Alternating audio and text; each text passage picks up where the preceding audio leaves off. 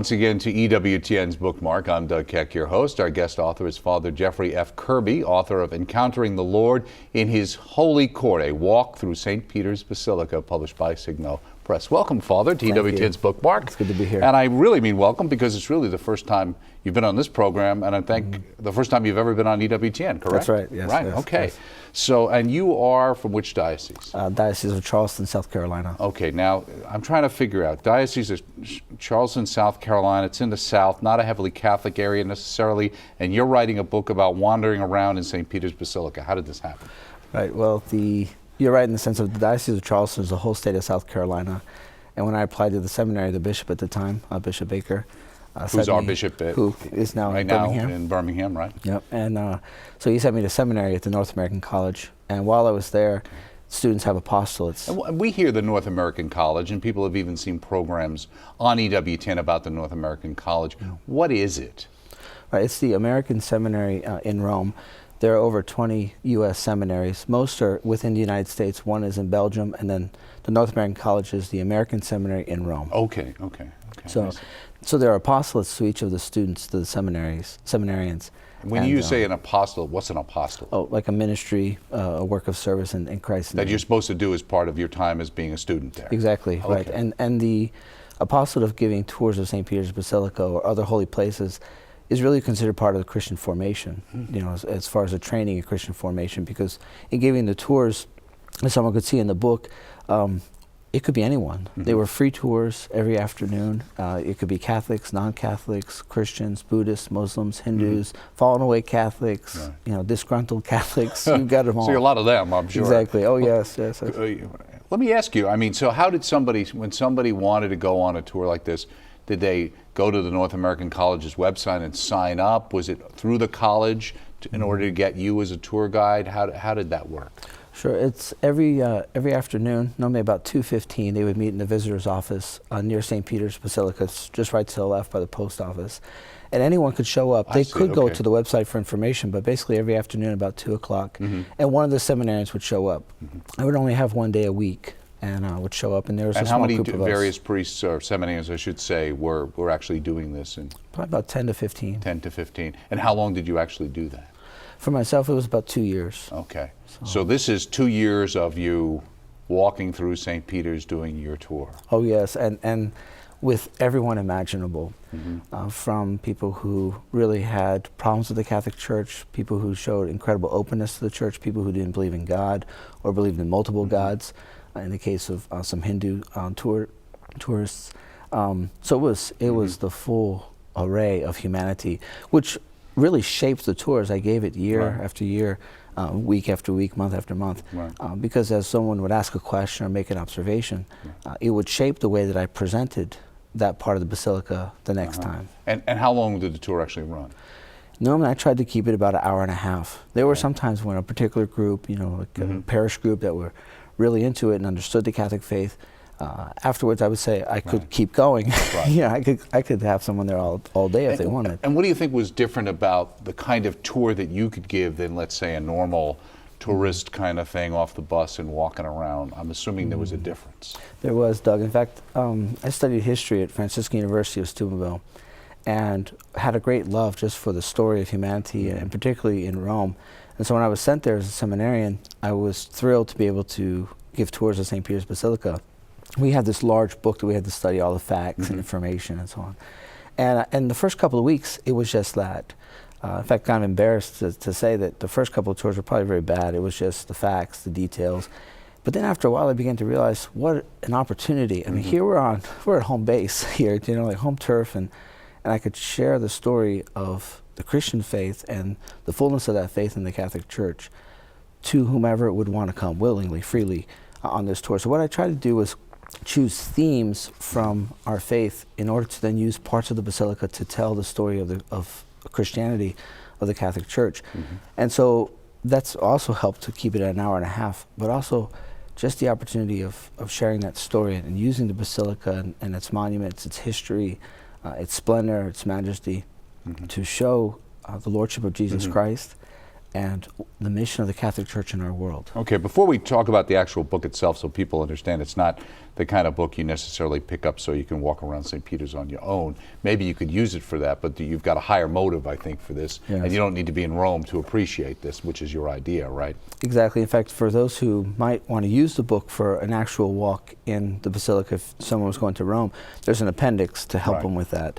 But really what the book is hoping to achieve is a real retelling of the Christian message, a casual catechism of sorts of the Christian faith, of the Catholic Church, telling the story of the power of baptism, the role of Our Lady, the role of the saints, our older brothers and sisters, the challenge of faith, the journey that faith entails, the acceptance of Christ, His Lordship, what that does and what it has done in history, and so on. So yeah, definitely the book is not meant to be merely a tour guide. Right, so. right, exactly. Now, of the questions you got, what were you the most surprised by that people would ask? I would say, first, there were a lot of questions of just minutia that is anticipated, but I would really be surprised. I remember one gentleman, it turned out to be just him and his wife on the tour. Sometimes I would have a few, sometimes large groups.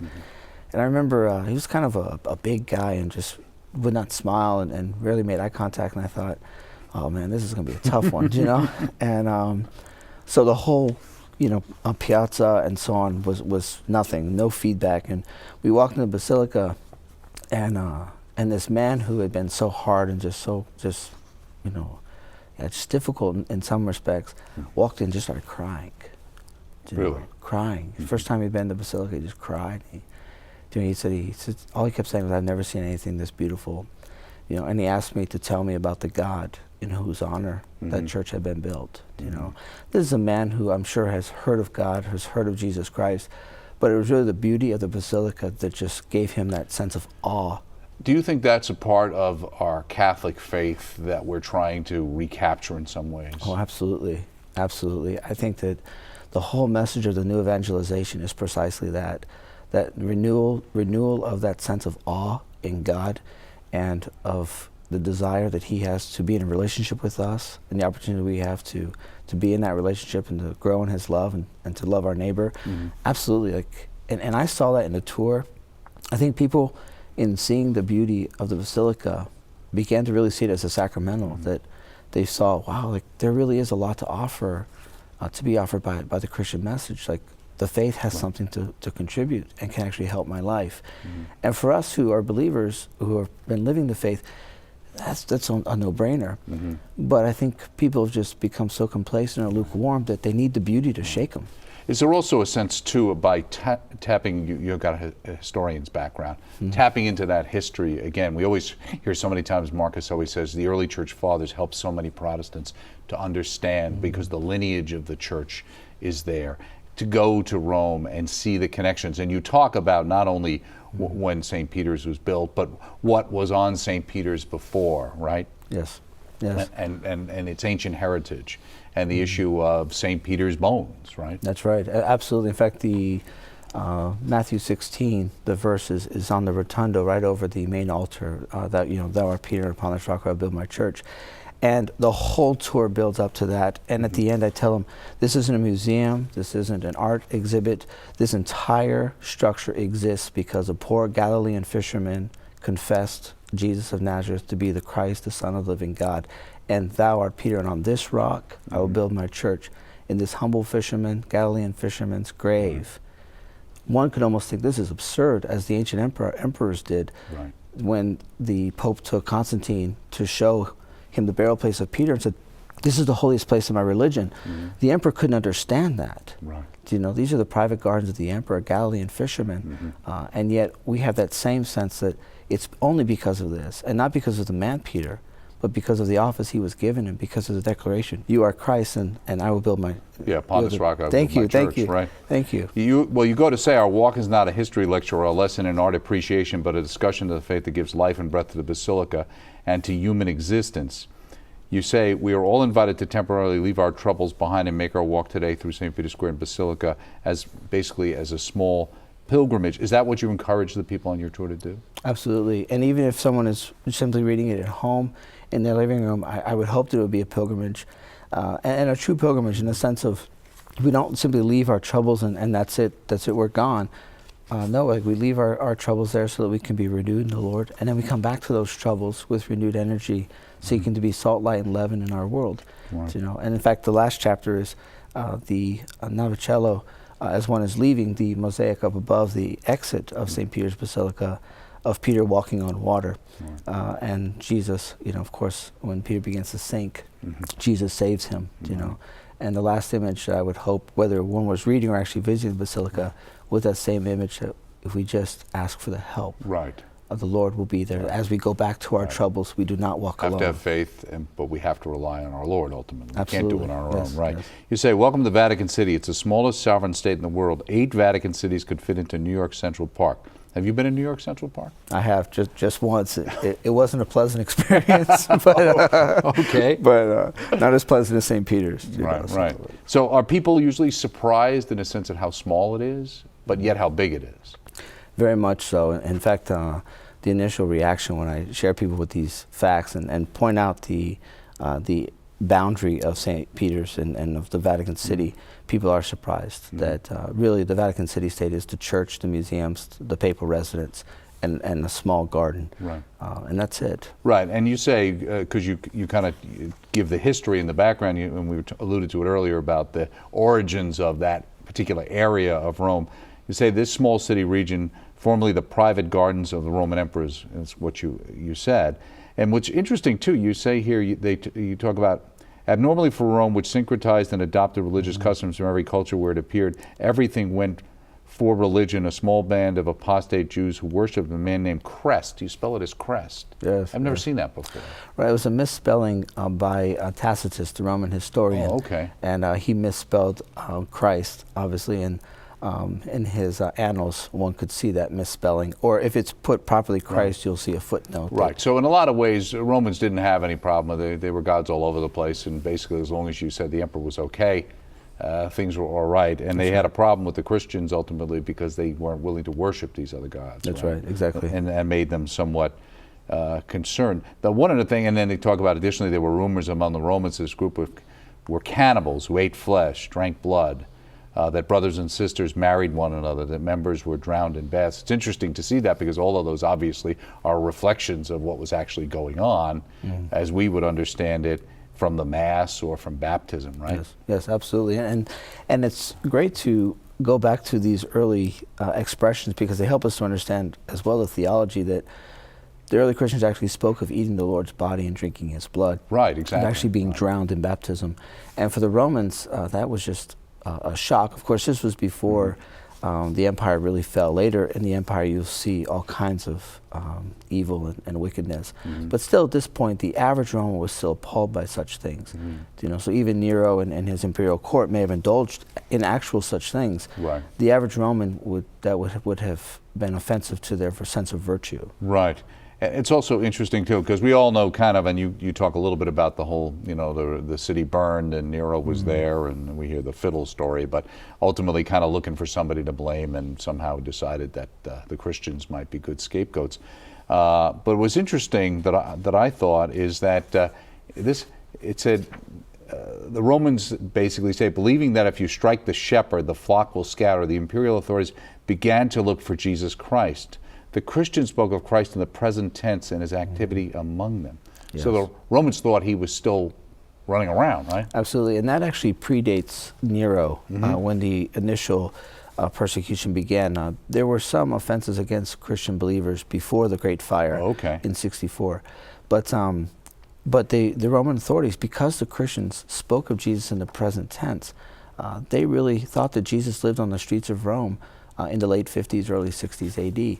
And so again, we can almost imagine what the imperial authorities must have thought when they realized that this man, this Jesus, this Christ, had died 30 years before in a backwoods province by crucifixion. Right. And these people worshipped him as God. Which was like the lowest of the low of the way to die. Absolutely. In fact, it was illegal for a Roman citizen to be crucified. That's what saved Paul, right? Exactly. So now you also go and you talk about actually the whole. Now St. Peter's, the one that we see today, isn't the one that was first built around the time of Constantine, right? Exactly right. The current St. Peter's is actually the second St. Peter's Basilica. Pope Julius II, at the beginning of the Renaissance, decided to demolish the first St. Peter's. It was a very controversial decision. Bramante, the architect, accepted it. He was a young man. No one really wanted it. The Romans at the time called him Malante instead of Bramante because it was that he would accept that. But the Basilica, the first one, had really fallen apart because of neglect during the Avignon papacy. The popes obviously were in France. When they returned, they went to John Lateran. St. Peter's Basilica had been neglected. And so Pope Julius said, we just need to demolish it and start over. He could have saved it, but the current Basilica is less than 400 years old, and really is the masterpiece of the Renaissance. Anyone who was anyone during the Renaissance had something to do with the current St. Peter's. Now, Pope Julius, is he the warrior pope, as he was, they say, right? And he's the one we all know from the movie, Rex Harrison from The Agony and the Ecstasy, that particular movie about basically Michelangelo working on the Sistine Chapel. Yes, and you know, he gets a bad rap in history, and that's merited in many respects. But what he wanted to do was good, in the sense that Pope Julius wanted to restore the authority of the papacy. Because of the Great Schism and so on, the papacy had lost it. But as opposed to choosing holiness or virtue or apostolic zeal as means, he chose wars and buildings. But his desire was good, that he wanted the papacy strong. He wanted Christendom united. But his means were misplaced. So. Now it's also, you talk about the maternal embrace and talking about St. Peter's Square, and I'm going to ask you what you mean by that, but you say designed by the master artist Bernini, a person could fit 2 adjacent baseball fields at Wrigley Field within the square and still have extra space. Who came up with Wrigley Field? I did, and I guess just because it's one of those American monuments that most people would recognize, or at least heard about. And so I checked on the space of. So you're a Cubs fan? Is that what you're saying? No. But it's great how much response that has gotten. Really? You know, I use the Statue of Liberty in another part of the book in regards to the high altar. So I figured, well, I have to use something else. Right. So what is the maternal embrace? Well, anyone who's seen pictures of the square, the Piazza of St. Peter's, knows that the 2 perfect semicircles. And really the idea was it would be the maternal embrace in a sense of, you know, contrary to how many people depict the church today, the Catholic Church, the body of Christ, is always there for the poor, the forgotten, the lonely, those who have lost their way, who have strayed from the fold. And so the maternal embrace is the mission of the church, to constantly share the work of Jesus Christ, his gospel with all humanity, because it saves, it gives purpose and meaning, the abundant life. And so that is just, even in the very architecture, we see the mission of the church expressed. And throughout the book, you know, it's opportunities like that where to point out the image or the scene or the architecture, and then to go from there and begin to explain the underlying meaning. Absolutely. That transcend just the physical that's there, right? And this book, why, after giving the tours and so on, like why to take the time to write it, was because I couldn't find things like this. I really didn't want to write a book. Sometimes I can be lazy, but you but I couldn't find this. And when I would share the story of our faith through St. Peter's Basilica, using it as a type of catechism in stone and marble, I wanted to find some other book to give them. So when you were doing the tour, had you written notes out for yourself? Is that the basis for this book? Is that and is there some Mother Teresa connection? There is actually, and I have to say, when I was originally arranging the tour, I had large sheets of paper, and I like to see things visually, and so I had all the monuments and where I could take them. I knew where the crowds would be at certain times of day, and how to avoid them, and so on, you know, and so I did very much have notes and ideas of where I was hoping to present aspects of our faith and so on. And actually during Mother Teresa's beatification, I had the great honor, it was very humbling, Sister Nirmala, who was Mother's successor, and 3 of the original sisters who founded the order with Mother Teresa were on the tour. I was able to give them a tour, and they got the long tour. It was almost 3 hours for them, and at the end of it, and of course, you know, they were so attentive and prayerful and moved to prayer during parts of the tour, which was also very humbling. But at the end, the sister said, "You need to put this in a book." Well, Oh, really? sisters Okay. are also very flattering to seminarians and young priests, so I just thought, okay, they're just being polite. But they were very moved by it and encouraged me. So you need to share this. You know. Yeah, for any of us who went to Catholic school, we know how encouraging the sisters can be many times on many subjects. And even here working at EWTN, we've learned that the sisters, one in particular, could be very encouraging when she had some ideas about how something would be a good idea to do. Yes. So one of the things that struck me too is obviously, as you indicated, you've got some Catholics, fallen away Catholics, general Christians who are stopping by, our Protestant brothers and sisters. Other people have no faith or from other religions, and then you always come and you've got this obelisk there, and you get people say, well, that's a pagan kind of thing. It's tied into Caligula, and then they put it right at the center of the square and everything, like some kind of zodiac sign or something. See, it's really just glossed over paganism. Did you ever hear that? Oh, yes, and a lot of questions with the obelisk and other aspects, in particular because the Basilica in various places will use symbols from the zodiac, and they would say, "See, look at this. This is astrology. This is paganism, and so on."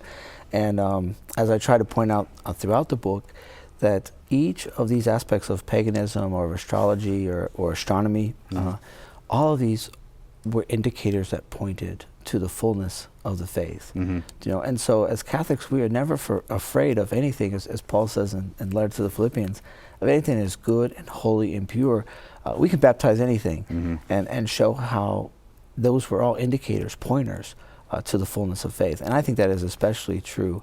I'm jumping ahead here, Doug. Sure. I apologize. That's okay. With the main altar, when Michelangelo said the Pantheon will come to the bones of Peter. And when I tell people that the distance of the what dome... is the Pantheon for people who may not Sure, the Pantheon was... visited or seen it and know what it is? Sure, it was the temple that was built during the early Roman Empire to worship all the gods, because, as we were saying earlier, so many of the gods had been added from foreign countries and cultures.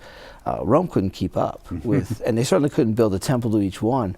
So what they did was they built a pantheon. The pan is all theon, gods. So a temple to all the gods, the Pantheon, and that's actually a great place still to visit in Rome today, and some great restaurants in that area. But Michelangelo was so moved by the idea that this would be a temple to all the gods. And while he struggled in aspects of his moral life, he understood who Jesus Christ was. And he understood that these were shadows, good shadows in many respects, but shadows that indicated the light. And so he wanted to bring the Pantheon to the bones of Peter. And so the diameter of the dome is the exact diameter of the Pantheon, because he brought the false gods to the bones of Peter. And Peter says to them, as he says to us today, "You are the Christ, the Son of the living God." And the Pantheon actually became a church. It is. Now it's a Christian church dedicated to the martyrs. Right. So, see, we baptize everything. Right, exactly. Now, the other thing I thought was that the oval shape of the square, talking about St. Peter's, was designed with a Corpus Christi procession in mind. That's right. And one would never guess that now, because after the Lateran Treaty in 1929, Mussolini built the main street, the Via Conciliazione, the Way of Reconciliation, in front, and he just demolished a whole neighborhood in order to build that main street. So you could stand at the end near the Tiber River and have a great shot and highway really into St. Peter's Basilica. At the time of Michelangelo and the design, that was all a neighborhood. It was a maze. In fact, the idea was that you crossed the Bridge of the Angels near the Castle of the Angel. Right. Each of the angels holding an aspect of the Passion. You would maze your way through the neighborhood. And then when you hit St. Peter's Square, boom, here's this vastness of space. And the idea was that you would see that the maze would almost symbolize life, and then you would reach eternity with God. Okay. Wow. So because there was no neighborhood, the early Christian, time at the second St. Peter's Basilica, they had to design it so that the Pope could do the Corpus Christi procession, because he couldn't do it through the neighborhood. It was too narrow. Okay. And so they actually just did it in St. Peter's Square. So while very symbolic and beautiful in many respects, that oval shape, it was also very practical. Right. Yeah, which is where the church usually is on these right. things. There's usually some good reasons. The other thing, just before we get going, Mary as well, Our Lady, obviously the Pietà, you talk about that a lot. There's also a connection with John Paul II related to Mary in the Square, right? Yes, and that's the part in giving presentations on this book that that's the part I always choose. The Pietà, probably the most famous statue of religious origin or inspiration in the world. And when one walks right into the St. Peter's Basilica, immediately to the right is Our Lady. In fact, people sometimes are almost a little disappointed because it's almost too quick, because one walks in, is immediately caught by just the vastness of space, the perfect order and beauty, and then they turn right, and there's Mary, the Pietà, which they've seen and heard about and so on. But I point out to people, it's like, this is the household of faith. The church symbolizes the church, the body of Christ, and every house has a mother. The household of faith has one given to her by her Lord, and there's Mary immediately to the right, showing us. So she's there, and that whole story of Michelangelo, of that commission, and the face of Our Lady being the face of his mother who passed away when he was very young, and the inspiration of grace. And that's why Our Lady looks so young. Right? Exactly, exactly. And there is such a beautiful story. And from the Pietà, I try to jump in that particular chapter to the whole notion of Mary as the mother of our faith, the last gift given to us by Jesus as he hung on the cross. Behold your mother, the title of that chapter. And so on, and just explain who Mary is in the life of the body of Christ in the church, and why she is placed here in this physical church building. Right. It just shows how every opportunity can be a teaching opportunity. Let me just ask you, another book in the works, or what do you think? Or was this kind of a one-off for you? Yeah, I think that something like this, it is probably, it's a singular work. You're pretty busy working on vocations in your diocese, right? Thank you right. so much, Father. Great to have you here. Take care. Speaking here with Father Jeffrey F. Kirby about his book, Encountering the Lord in His Holy Court, a walk through St. Peter's Basilica, published by Signo Press, available through the EWTN Religious Catalog. Check it out. Check us out next time right here on EWTN's Bookmark.